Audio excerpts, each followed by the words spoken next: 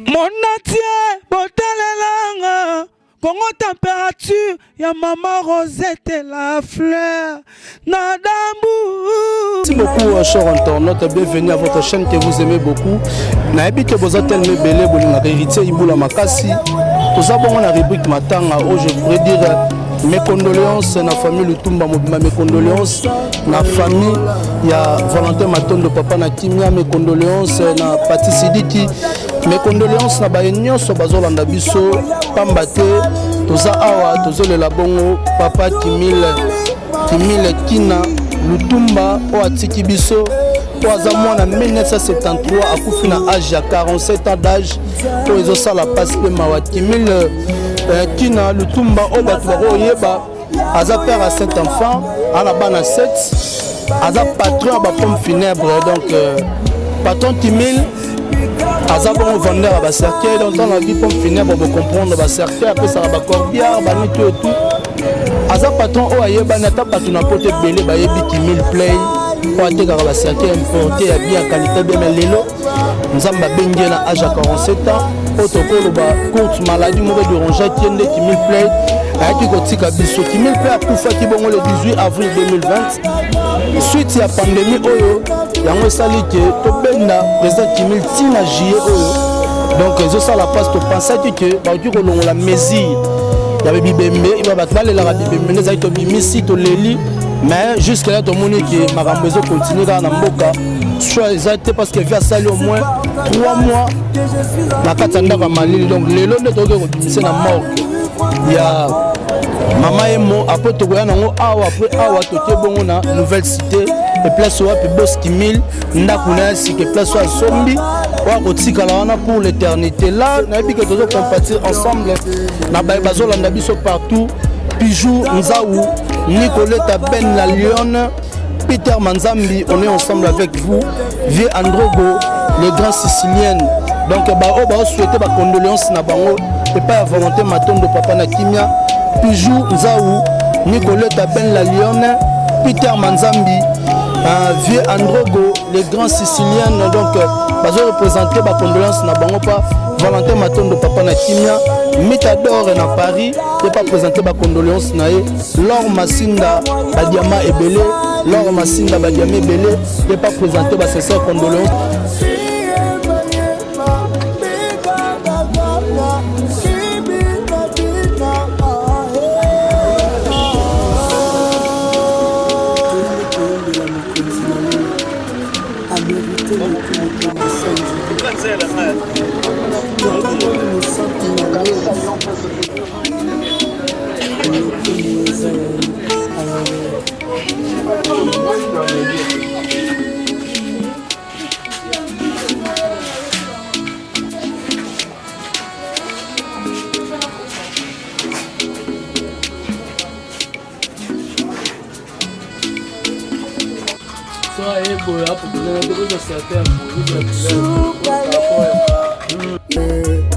Nazana raison ya koyembela yo bande kobo ya kotale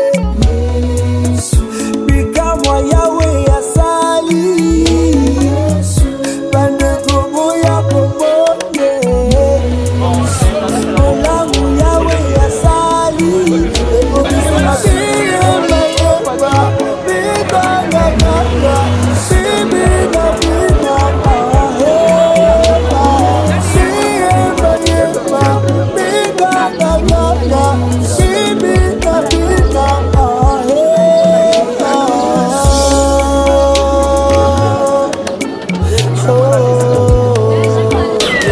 Merci, chers internautes. Tozara na rubrique à Matanga, toi, c'est qu'on a morgue.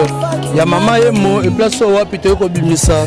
Les boss Kimile, donc Adia Kimile Play, Kina Lutumba, donc père de 7 enfants. Oh, Tiki Bisso, vraiment à âge à 47 ans d'âge, trop jeune. Adia Papa Kimile, donc chose à te rejoindre en Mboka Malili. Donc ça la passe peu mawa. Yango batu oyo baliaka ba oyo babike no sunga muninga. Et puis, compatir na moninga na tango pasi Valentin Matondo papa na Kimia. Il y a des gens, tes amis, tes frères, au bani ba souhaiter ba sincère condoléances na kombo ya Pijou Nzaou, a présenté sa condoléance na Valentin Matondo papa na Kimia. Nicolette Ben la Lionne a présenté la condoléance na Valentin Matondo papa na Kimia. Peter Manzambi a présenté la condoléance na pa Valentin Matondo.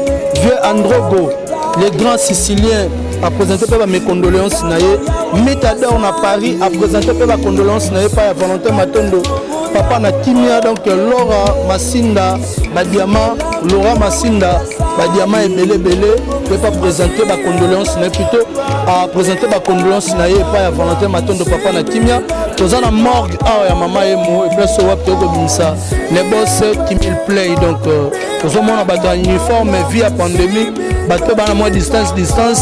Donc c'est pour cela donc on est là. Donc merci beaucoup cher internet bimisara matanga ne boromona nenge batu oyo bazoko ka pe passe na mawa ezo sala passe na mawa na motema na ndenge to dali kolela papa na biso Kimil Play ezo sala passe na motema. Donc na osanga na maloba koloba parce que ça fait moko bien ngamona na ba témoignage na ye azavi mo malamu. Donc vet akufi na âge à 47 ans d'âge ça la passe na oye baté non osanga na maloba atiki 7 enfants. Donc na osanga na maloba. Donc to ko bon na kata mort bon mon accord nengo ko bima. Bonjour mes condoléances. Merci papa bato ba Holanda yo o akufi boss Kimil Play azana ne pas na monsieur Kimil Play aza oncle na ngai ouais on a pu retravailler chez dans les fonctions oncle patron. Voilà oncle patron bato bani ba yeba patron Kimil akufi abelaki tozara ba courte maladie ezani. Bon, Abel est vraiment grave. Moi, ma courte maladie, il y a moi tant qui est plus ou moins 5 jours.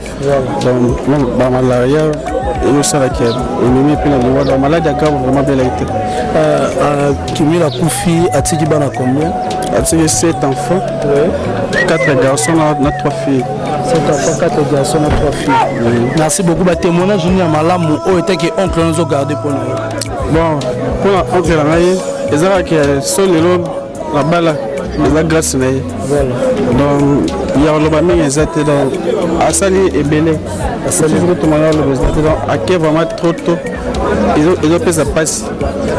Ils ont fait ça passe en plus âge ils en ont le Belé 47 ans ils ont moqué. Donc non pour Asali et Belé n'était pas bana batika li baza miké. Merci beaucoup musée azomona no c'est bana ya papa Kimil pa uti kotika biso bango. Donc maman paye wana oza madame naye donc na bana maman paye yo donc bozomona donc toza ana morgue ya maman emo et place wapi papa Kimil la fanda na ndako malili donc zo sala moi passe na mawa bana vraiment bango bozo komona donc na ebiki bozo landa biso partout dans le monde entier. Donc play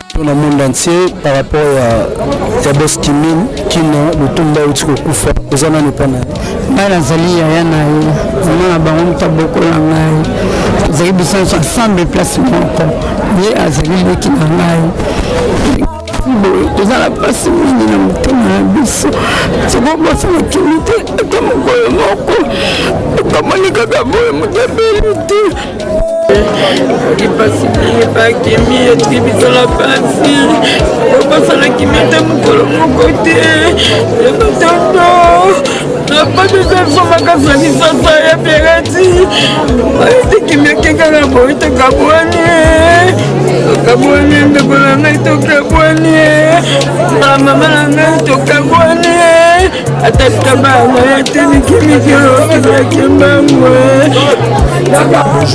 Bonjour. Bato ba Holanda obenami na kombo ya Ladi. Papa Ladi Kimil Play pana azana. Avec un frère. aza grand frère na yo par rapport ya maladie na ye souvenir nini ya malamu oyo ozogarde mpona grand frère souvenir eza ebele po lelo so atemi boye donc eza grâce na ye kua na bokoma motuka nazo mosala na grâce na ye relaction na ye yango nde moto epesinga lelo je donc nakoma boye eza mpo na ye grâce na ye ma yo asala mingi mpo na ngai donc asalama mingi bon asala ya mingi mpona oyebi ke atiki bana 7 oui nayebi atiki bana 7 aza na baresponsabilité na bino asima otina suka wana leso ndenge mama nzambe ayebi ye mwa nzambe ayebi ndenge amemaka bato matina suka ndenge akosala makambo na ye nasukakoma suka mais baza bana na biso tokolema bango te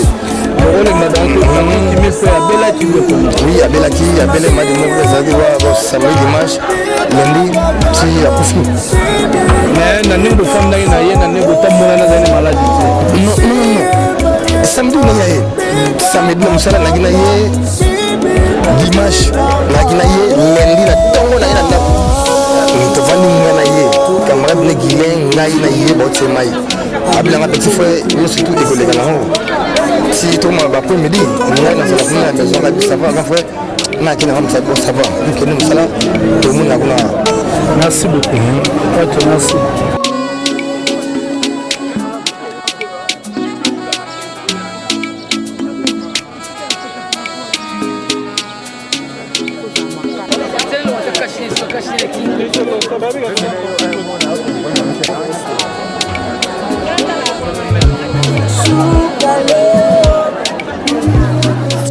Bonjour madame. Bonjour papa. Mes condoléances. Merci. Partout dans le monde entier. Papa Kimil Wadon Kimil Play Otukotika biso za na pana. Papa Kimil aza mobali ya ndeko na ngai. Obuti bana mibale. Ndeko na paza sur place. Azali o kombo na ngana. Mama Betty Lenga. Mama Betty Lenga bongo na kombo. Nadia Ntelo. Maman Nadia Ntelo bato Hollanda yo par rapport à ba souvenir, je pourrais aller directement dans ba souvenir. Nini malam ozo garder pour na box. Ba souvenir eza belé, ba souvenir eleki mingi. Ba souvenir eleki mingi en tout cas. Talaka moto kombo na ye ba pesi play, azaki pe play. Na batu nyonso, yaza okabula te. Azaki okabula te biso nyonso. Azo biso ndenge moko to komaki vraiment lokola bandeko na ye.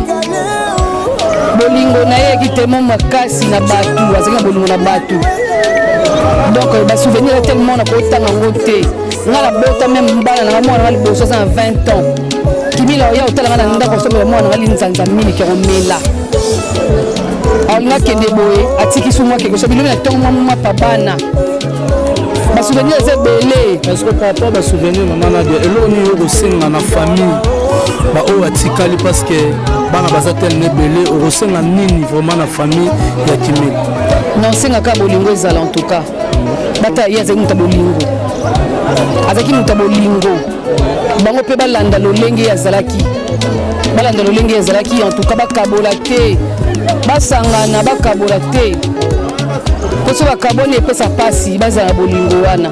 Merci beaucoup. Donc merci beaucoup Nabi que vous avez un abisso pijus nzaou donc ba souhaiter ba condoléances, ba présenter plutôt ba condoléances na bango et pas Valentin Matondo papa na Kimia Nicoletta Ben la Lionne et pas présenter ba sincère condoléances na Peter Manzambi. Il est passé na 4 saisons présenter ka ba sincère condoléances tous les là bango ensemble na Valentin Matondo papa na Kimia na Libanda na Mboka na Ebi que o kufi azalele ke pa ina yo kotala ke non post 1000 play na âge à 47 ans d'âge. Donc ça la passe même mawa. Donc vient Abisso Androgo, les grands siciliennes. Donc à présenter ma condoléance n'est pas Valentin Matondo papa na Kimia Mitador na Katia Paris également et aussi Laure et Massinda Badiama et Belé il a pas de présenter car à sa condoléance na et pas il y a Valentin Matondo papa na Kimia toza ana mort quand les bimakala mingi te ndo tozo ke na malamoko na ndaku nouvelle cité malamoko na Menseke futu kuna place wapi boss Kimil akotika la wana pour na libela na adresse na surtout merci non maman Nadia. Merci beaucoup papa na CP merci mingi.